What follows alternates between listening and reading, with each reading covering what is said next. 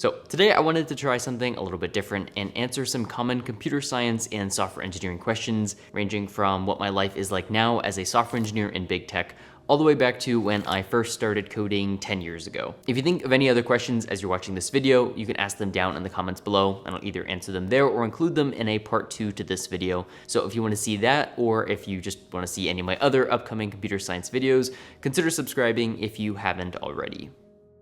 All right, so the first thing I want to talk about is, what does a software engineer's day look like? In particular, what does my day look like?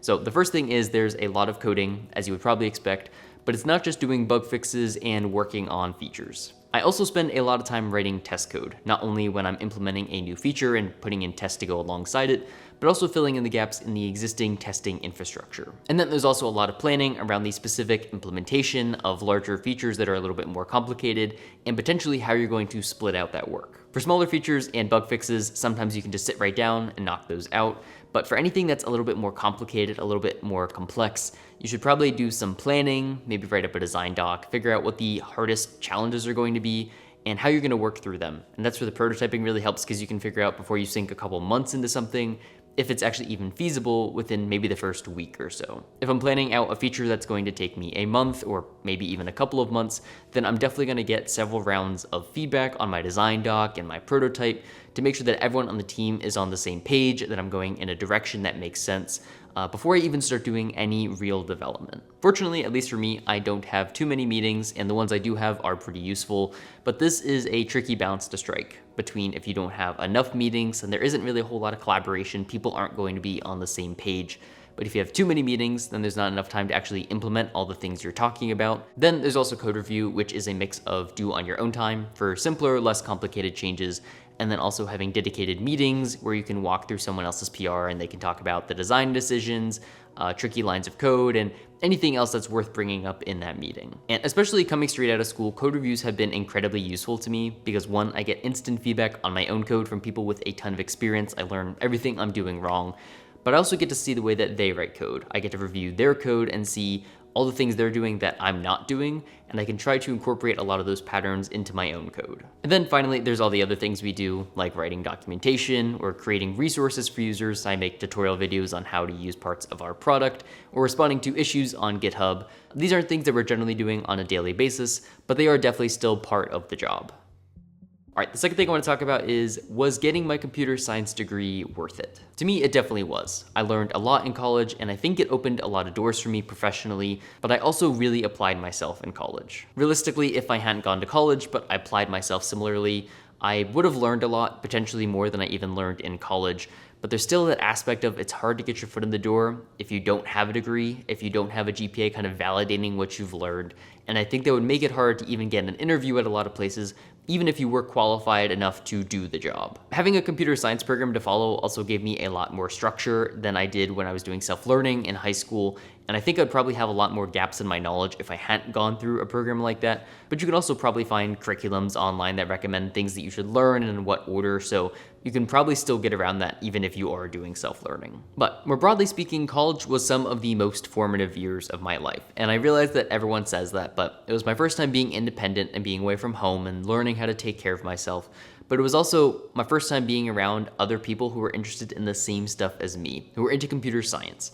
Because where I went to high school, only a handful of kids were kind of into it, versus in my first dorm that I was in, I think there were 36 people there, and probably a third of them were studying computer science. Beyond anything specifically that I learned in my classes, it also had an impact on me in that I learned about a lot of things that I didn't even know existed before, or just didn't think were an option for me back in high school. Whether it's breaking into big tech, or founding a startup, or just doing research, all of those things seemed pretty foreign to me back when I was in high school. And when you go to college, you're constantly surrounded by other people who are doing that. You see people getting the internships at the top companies, dropping out of college to do a startup, or staying in college to do a startup, or just doing research with professors and going and getting their PhDs then. And it all seemed a lot more accessible, and like I could actually go and do it once I was surrounded by all those other people. And I realized I had a lot more opportunities than I realized back when I was in high school. All right, the next question is, what languages and tools do I use? So on a day-to-day basis, as part of my work, I code almost exclusively in C#, but I also still use a number of other languages in my spare time. I currently use Swift for my iOS development. I used to use Objective-C, but I've transitioned over the past couple of years. Definitely like Swift better. C++ is probably my favorite language, so I try to keep sharp with it and just make sure I don't start to lose that. And I'm also starting to learn Rust just a little bit. I haven't gotten that far, but just as something fun to do and to experiment with a new language. Occasionally I'll dabble in Python depending on the project I'm working on, but I haven't touched Java now since college. We use that in a lot of my college courses, but I just haven't really felt the need to pick it up. In terms of source control, I'm currently using GitHub, both for work as well as my own personal development.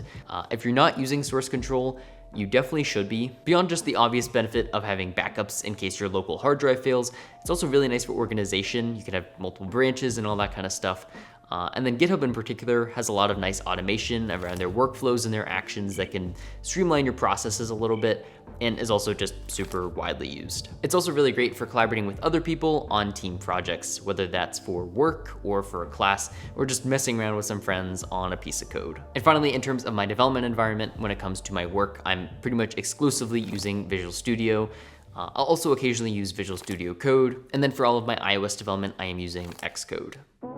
All right, the last question is, when did you first start coding? So I didn't really start coding until my sophomore year in high school, at which point I was mostly using C++, and I was also learning a little bit of Objective-C. I think technically I wrote my first program all the way back in 6th grade or something like that.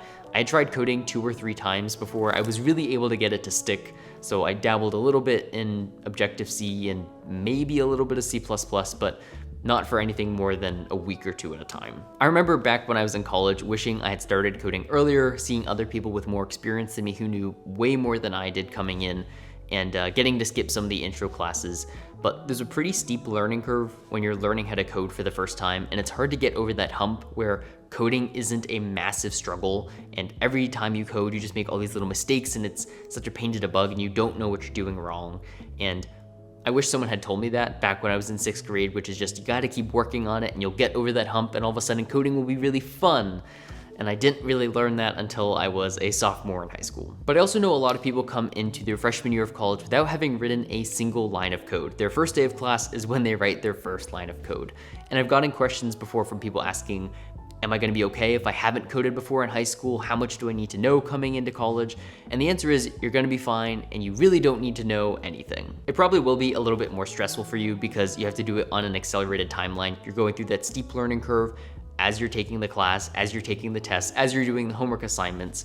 And if things haven't really clicked for you yet, you might struggle a little bit on some of those earlier assignments. But I know a lot of people who came into college who hadn't really written a lot of code or any code. They were able to get internships, they were able to get jobs, they were able to do well. They really don't assume in your first class that you know a whole lot about coding. Actually, they don't assume you know anything about coding. So if you're completely new to coding, it's totally okay. All right, I know this was my first time making a Q&A like this, so hopefully it was remotely interesting or useful. If it was, you can let me know down in the comments. If you want to see more videos like this, if you have any questions, feel free to ask them down there. Anyways, that's it. Thanks so much for watching, and I will catch you guys in the next one.